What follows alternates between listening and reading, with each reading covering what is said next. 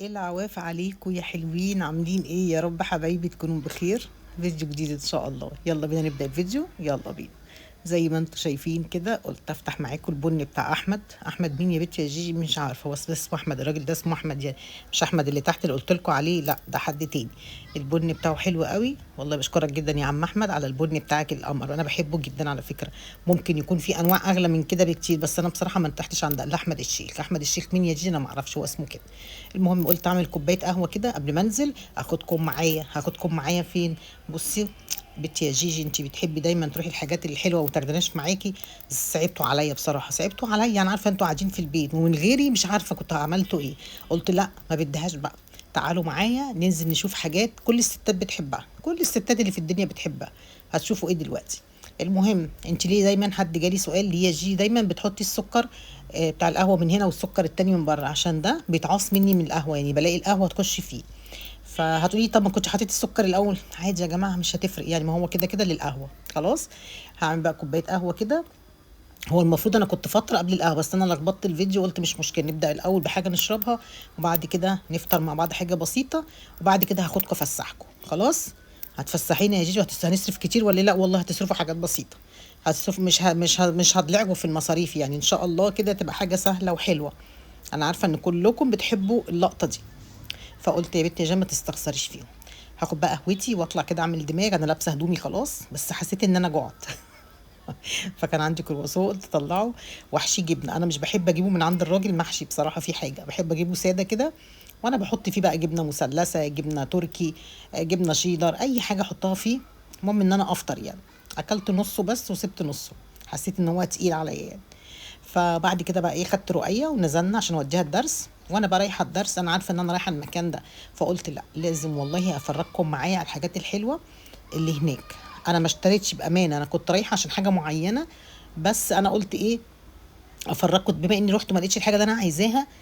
كنت عايزه اجيب عارفين كده في ضرفه طويله كده بتتباع، عايزه اجيبها عشان الطرح احطها فيها بدل ما هي محطوطه في الشنطه كده ومرميه في الارض. فقلت اروح اشوفها، ما لقيتهاش، كانت خلصت يعني.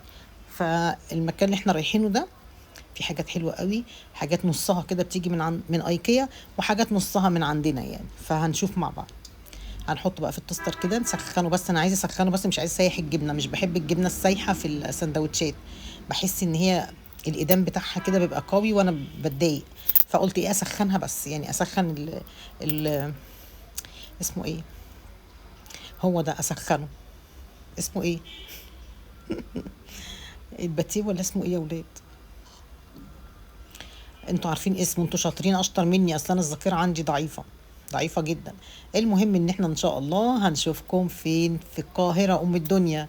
هنشوفكم هناك ان شاء الله في افتتاح مطعم سموره، الفرع التاني ان شاء الله في مدينه نصر باذن الله يا حبايب قلبي. هنشوفكم الساعه 7 يوم الخميس، يوم 27 11. هنشوفكم هناك الاربع والخميس والجمعه، هنكون متواجدين معاكم باذن الله عشان نشوفكم على خير. بس كده سخنته بقى، اروح اكله. ويلا بينا نخش على الفيديو بتاعنا ونشوف احنا هنتفرج على ايه، والاسعار هتكون ايه. اللي هعرف اسعاره هقول لكم عليه، لان الحاجه كتير جدا ما عرفتش بصراحه. ويلا بينا على الفيديو ونشوف هنعمل ايه مع بعض. مش انا قلت لكم هاخدكم افسحكم في حاجه انتوا بتحبوها؟ ادي الحاجه اللي انتوا بتحبوها، صح ولا لا؟ هنختلف ولا ايه؟ زي ما انتوا شايفين كده حبايب قلبي، اطباق للغرف يعني للاكل حلوه جدا جدا جدا. تقدري تاخدي بالحجم اللي انت عايزاه، بالفرد، بالواحد، بالاتنين، زي ما انت عايزه. فين المكان يا جيجي؟ المكان والله ما دعايه ولا اي حاجه، انا بحب اروح دايما المكان ده عشان مش بلاقي فيه دايما الحاجه اللي انا مش لاقيها بره. تمام كده. المكان فين؟ في شارع القاهره، عند هي وبس. شارع القاهرة، مش شارع القاهرة في القاهرة، شارع القاهرة في اسكندرية. عند هي وبس، من عند البنزينة، وانت جاية من عند البنزين كده دخلتي الشارع هتلاقيه على ايدك اليمين. خلاص كده. كل حاجته من شي ان وفي حاجات عادي مش من شي ان خالص. المهم انا دخلت، كنت داخله عشان حاجه معينه يعني، بتفرج على حاجه، كنت عايزه اجيب حاجه للطرح كده احط فيها الطرح، بس ما لقيتش، لقيتني هنجيبها قريب ان شاء الله. فدخلت قلت لا، بما اني ان انا دخلت وكنت رايحه اودي رؤية الدرس كمان، والدرس جنبيها على طول. فدخلت قعدت اتفرج كده واتفحص، فقلت والله انا مصوره لكم عشان اللي عايز حاجه بدل ما تنزلوا وتدوروا هتلاقوا المكان على طول تروحوا تجيبوا منه. ده المكان اللي انا جبت منه، اللي قلت لكم عليه، اللي انا جبت منه المناديل اللي هي بتاعه البوتاجاز والمناديل بتاعه الشوزات.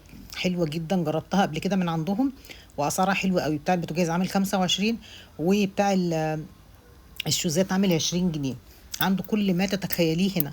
عجبني قوي الاطباق اللي انتوا شايفينها التلاته دول في بعض، حلوين قوي، بصوا شكلهم شيك قوي.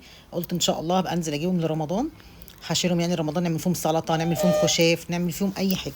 استنوا هفتح الباب وارجع لكم على طول.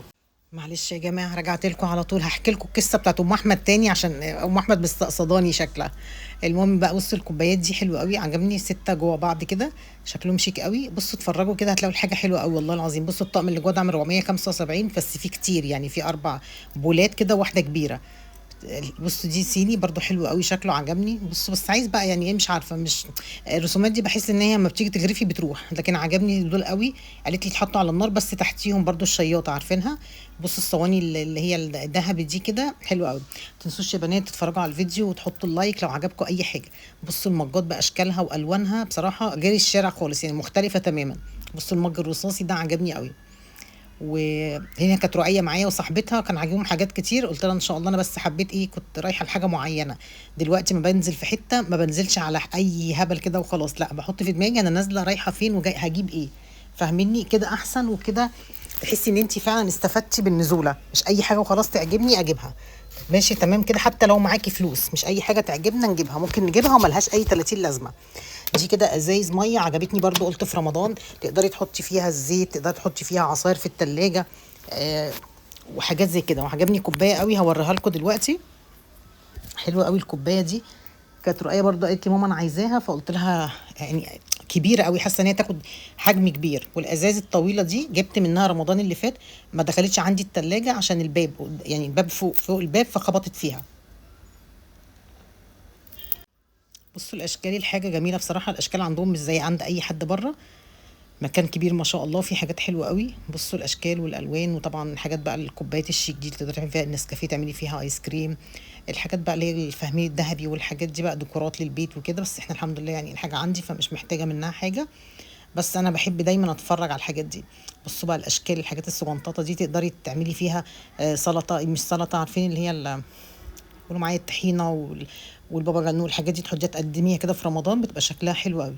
مش عماله تقول لنا رمضان رمضان يا جيجي، ايوه يا جماعه الايام بتجري والله، خلاص رمضان، احنا داخلين على شهر 12. بصوا برضو دي تحفه عجبني قوي، ده عامل 60 جنيه.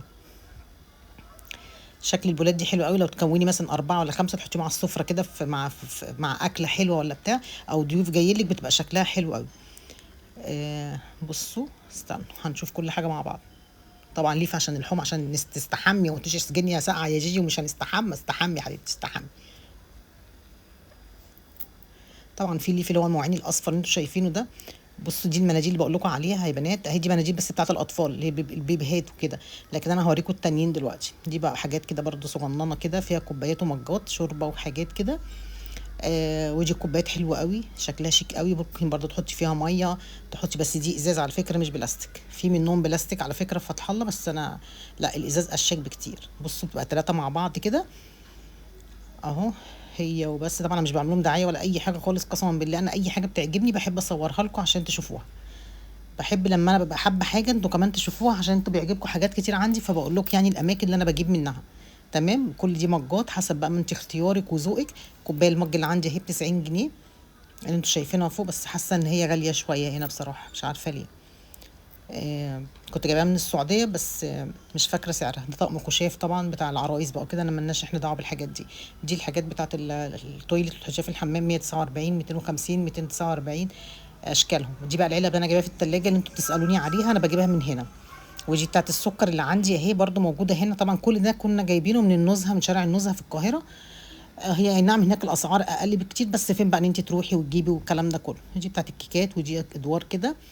كنت ساليني انتوا على العلبه اللي بحط فيها الخواتم بتاعتي وكده، برضو جايباها من عنده اهي. بصوا دي بتاعت الساعات اهي، ساعات حاجتك او حاجه جوزك.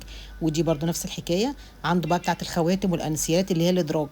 انا كنت جايباها حطها الصراحه عندي، بصراحه لميت لي كل الخواتم وكل حاجه. دي الجاروف الصغير، كنت عايزه اجيب الجاروف الكبير اللي هو بعمود ده، بس لقيته كبير، الجاروف كبير، انا عايزه حاجه صغننه قوي عشان ايه، مش بحب الحاجه الكبيره، بحب الحاجه الصغيره المحندقه دي. ده المضرب العادي اللي هو بالحجاره عادي اللي انتوا بتسالوا عليه. بس انا بحب اللي هو بالكهرباء بصراحه. كلكم سالتوني على اللي بالكهرباء. الكهرباء ده يا بنات كان في جروب رحاب مرات اخويا كانت بتبيعهم، بس دلوقتي الراجل ما بقاش يجيهم لان سعرهم غالي جدا. الناس طبعا انا خليت مصر والعالم العربي كله يشرب نسكافيه الصبح، فانتوا لميتوهم من السوق يا جماعه، لميتوا المضارب من السوق. دي الدفايه الصغننه دي بتدي شكل حلو قوي لما بتولعيها. وده الهون اللي عند رحاب جوه. عارفين الهون اللي عند رحاب ده ما يتعوضش والله العظيم.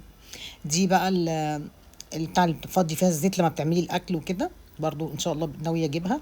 بصوا عجبني قوي الباسكت ده، بس قعدت افكر انا ما عنديش مكان احطه. تقدري تلمي فيه الغسيل، تقدري تحطي فيه الغسيل، شكله شيك وفي نفس الوقت ستايله حلو وحجمه حلو. بس ده بلاستيك يا بنات ها، والايدين بتاعته عامله زي الجلد كده. شكله شيك قوي على فكره، عجبني قوي. وفي منهم شنط اللي هي، عارفين الشنطه اللي في اوضه النوم عندي اللي انا حاطه فيها الاسدالات من عنده، عارفين الشنطه اللي بحط فيها هدوم الشتوي من عنده، عارفين ايه تاني، عارفين المجات، ايوه دول كده انا جايبهم من عنده. اه والله كل حاجتي كلها من هناك. لاني طبعا اما بسافر القاهره بقى مع صحابي ولا حاجه بنجيب من هناك، بتبقى الاسعار بصراحه احلى بكتير. دي كوسترات كده شكلها حلو قوي. الفيديو النهارده قصير ومش طويل، وان شاء الله يعجبكم. ما تنسوش اللايك والكومنت الحلو بالله عليكم عشان نكمل الساعات بتاعتنا. قربنا اهو، قبل يوم 30 لازم نكون خلصنا ان شاء الله باذنك يا رب. ان شاء الله بكره باذن الله الساعه 10 الصبح هنفتح بس مباشر مع بعض ان شاء الله على القناه هنا. خلاص استنوني بكره، انتظروني. حضري كوبايه النسكافيه بتاعتك، حضري سندوتشك في ايدك، قلمك في جيبك، كراستك في ايديكي. احنا هنذاكر يا جيجي ولا ايه؟ مش اي احتمال نقول كام كلمه كده ولا حاجه. هنا بقى في الورق بتاع البوتاجازات، واهو دي المناديل بقول لكم عليها. سالتها قالت لي ب 25 جنيه، جبتها للبوتاجاز قالت لي بتاعت الدهون. شفتها في كذا ريفيو يعني على التيك توك كده، عجبتني بصراحه. طبعا المكرميات باشكالها والوانها، الحلل، العلاقات اللي بتحطيها ورا الباب بتعلقي فيها الحاجه بتاعتك، الرواب والحاجات دي كلها. انا بقى جوزي مستغلها في هدومه، يجي من بره يعلق البناطيل عليها، وانا حاطه فيها الرواب بتاعتي اللي انا بصور بيها، والاسدالات معلقاها ورا الباب. كلنا اكيد عندنا حته كده ورا الباب بنعمل فيها كده صح. المهم كده حبايب قلبي، زي ما انتم شايفين ان شاء الله هشوفكم يوم الخميس في افتتاح مطعم سمر في 1/6 ان شاء الله، الفرع التاني في مصر في مدينة نصر بإذن الله، في مول ديسانتو. ان شاء الله هنشوفكم هناك بإذن الله الساعة 7. حفلة حلوة قوي هتعجبكم، وهنتظركم هناك ان شاء الله. بصوا كنت هجيب دي بس برضو حسيت ان الجاروف كبير، انا عايزة جاروف صغير. كبير انا مش حابه كبير عشان عندي واحد كبير، انا عايزه واحد صغنون كده عشان ساعات ايه بلم حاجات رفيعه كده من الارض، لان ما بكنسش بيها، انا بكنس بالمكنسه. الحاجات دي بتاعت الشاور بقى، انت تحطي فيها الشاور وتحطيها في التويليت وكده. والصابونه دي اللي انت بتحطي فيها الصابون عشان ايه حاجات يعني ومحتاجات. بصي كل ما تتخيليه كسترات باشكالها والوانها. كنت جايبه برضو من عنده جميع الكسترات. بصوا الشكل ده حلو قوي. تلاقي كل حاجه السعر بتاعها مكتوب عليها، في الساده، اللي هي عامله كده دي عارفينها. في كل حاجه موجوده ان شاء الله. الحاجه تعجبكم باذن الله. الشفاشي اللي بيقولوا عليها اللي هي البلاستيك دي تحطي فيها الحاجات، عصاير والكلام ده كله. وحتى المساحات الموب اللي هي زي الموب دي، شكل الموب، المساحات الناعمه جدا اللي انا دايما بتسالوني المكنسه دي منين، بقول لكم من فتح الله. احلى مكنسه تقدري تجيبيها من فتح الله. وهنا بقى عنده نفس بالظبط الرشاقات او بتقول عليها شماعات، كلها بتاعت العرايس موجوده، والعاديه موجوده، واللي في التطريز موجوده. وده الورق ده انا نفسي اعرف بيعملوا بيه ايه، حد يقول لي لو شاف الفيديو. دي بقى اهي الشنط اللي فوق دي شايفينها، اللي انا حاطاها في اوضه النوم، حاطه فيها الاسدالات. تقدري تجيبي منها تحطي فيها الغسيل وانت بتلميه، تحطي فيها اسدالاتك في اوضه النوم، تحطي فيها طرحك، تعملي فيما بدالك يعني. انا بقى بدور على حاجه للطرح تكون مميزه وشكلها شيك في نفس الوقت، وتاخد كميه الطرح بتاعتي. تمام كده. اهو وريتكم ده بتاع الشوزات اهو، دايما بجيبه عشان كله بيمسح بيه الكوتشيات، والشوزات بيخليها حلوه قوي بصراحه. واحد بيخلص لك الفردتين معاكي 100 100. والعدد بتاعهم كتير يعني، العلبه مليانه ما شاء الله. بس كده حبيت افرجكم معايا واخدكم معايا كده، انتوا تحبوا الجولات دي. فالحاجه بصراحه جميله وعجبتني قوي، وانا عارفه ان كل الستات في الدنيا بتحب الايه الشوبينج بتاع المطبخ والحاجات دي. اشوفكم على خير واقعدوا بالعوافي. اشوفكم بكره ان شاء الله في فيديو جديد. السلام عليكم.